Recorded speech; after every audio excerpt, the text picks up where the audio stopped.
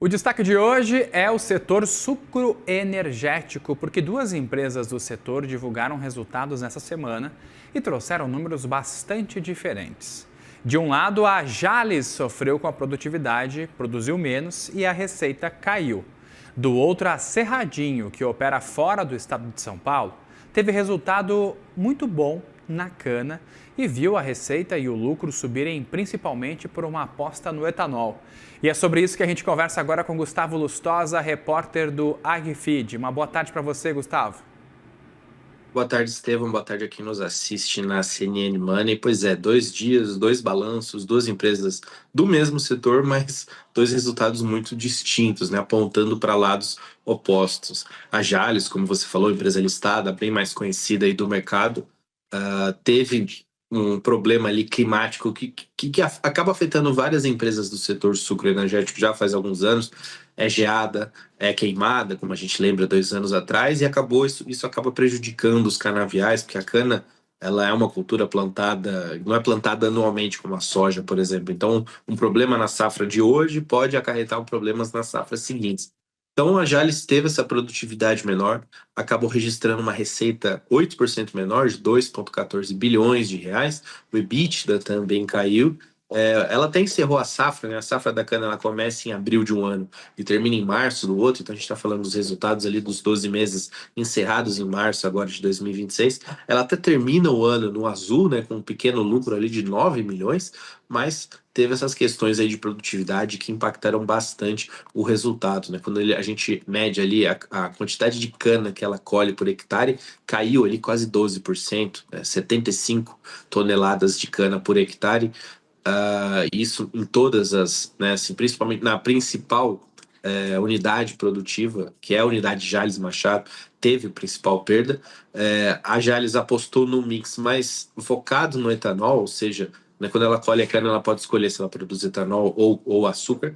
Ela optou por ter um mix mais para o biocombustível, cerca de 53 ali do mix produtivo, enquanto que o açúcar aí foi para 46%. Na safra anterior a essa, o mix tinha sido o inverso.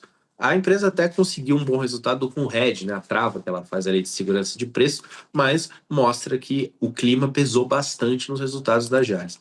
Do outro lado, quando a gente olha a Cerradinho, ela não é uma empresa listada na bolsa, mas ela tem capital aberto, divulga seus balanços, a gente vê uma empresa que optou por ir para outros caminhos e que trouxeram resultados aí interessantes. A empresa viu a sua receita crescer 16% no ano, chegou a 4 bilhões e 280 milhões de reais.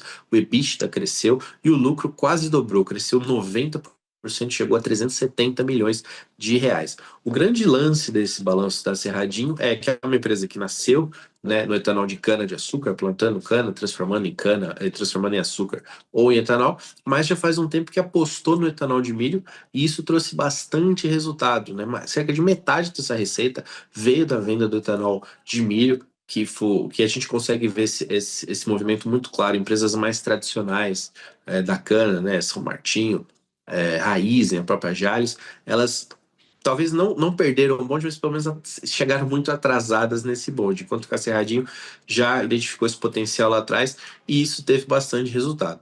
Ela moeu, claro, bastante cana também, né? Assim, ela manteve a produtividade em linha com o ano passado.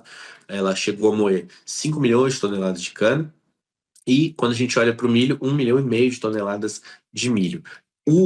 No caso da Cerradinho, o mix como um todo foi mais para o açúcar do que para o etanol. Apesar do etanol de milho entrar nessa conta e trazer bastante receita, a empresa, no ano passado, inaugurou uma fábrica de açúcar e isso trouxe bastante números aí para o resultado. O mix ali do açúcar ficou em 62% nessa safra, né? A empresa apostou bastante em preços aí atrativos do adoçante para conseguir faturar nessa safra. Claro, né, como eu falei, o aumento ali da produção de etanol por conta do etanol de milho também ajudou, mas em relação a Jalles, que apostou no mix mais para o biocombustível, a Cerradinho apostou no mix mais para o açúcar.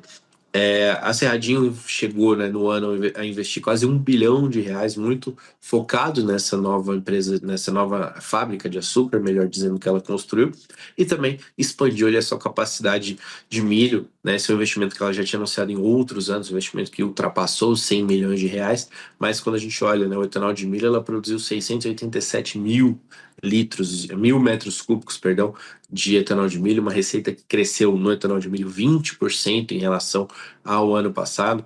Claro, a receita do açúcar cresceu mais, a receita do etanol de cana também cresceu, mas o destaque aí que a empresa pontuou no balanço que ela divulgou na véspera foi justamente ali o etanol do cereal, que a gente sabe que é um novo mercado que vem ganhando cada vez mais atenção no agro brasileiro, principalmente em regiões ali longe do estado de São Paulo, que sempre foi muito conhecido por ser uma produtora de etanol de cana. Isso porque o milho é produzido, tá, como a gente sabe, principalmente no Centro-Oeste. Claro que ele está no Brasil todo, mas principalmente no Centro-Oeste.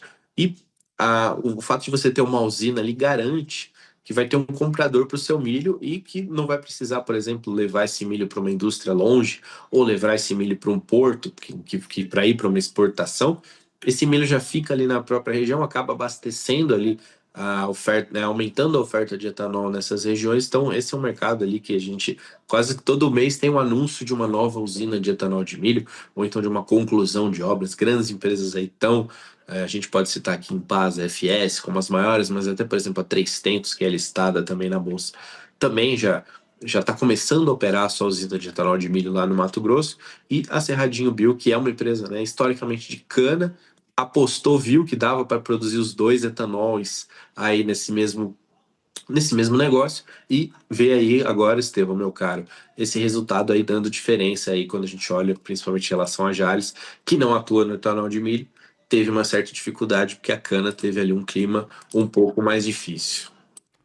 Esses são os impactos, portanto, né, na nossa cadeia produtiva no agro e com essa safra praticamente dobrada na Cerradinho, muito bacana isso. Gustavo, muito obrigado aí pela participação. Até amanhã, até uma próxima aqui na nossa programação do Money. Até, meu caro, boa tarde. Boa tarde.